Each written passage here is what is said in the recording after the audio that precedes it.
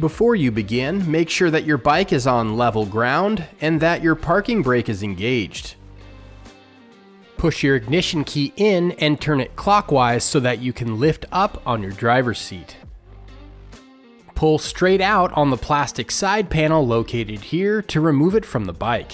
It's held in place with several metal retention clips. Then repeat for the panel on the other side.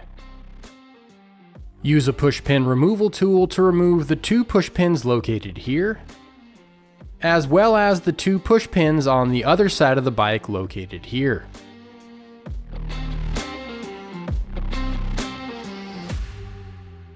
Unscrew the gas cap and insert a clean microfiber cloth into the fuel filler to ensure that no debris gets into the tank.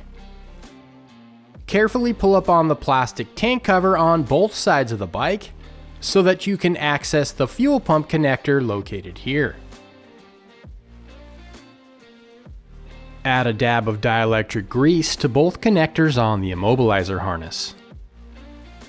Carefully lift up on the tank cover so that you can unplug the factory fuel pump connector. Plug the connectors on the immobilizer harness into each corresponding connector on the bike. Now it's time to test the immobilizer functionality. Test number 1 is to make sure that the system is armed. Turn on the ignition and try to start the engine. The bike should not start. Test number 2 is to unlock the immobilizer with the key fob. You'll need to do this before each ride. Turn on the ignition, then press the unlock button on the paired key fob that came with the immobilizer. The bike should now start. Test number 3 is to simulate a remote intercept. With the engine running, press the lock button on the paired key fob to ensure that the engine sputters out.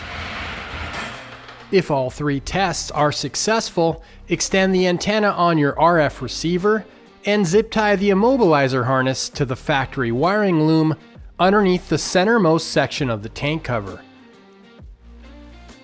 Then reinstall your body panels in reverse order.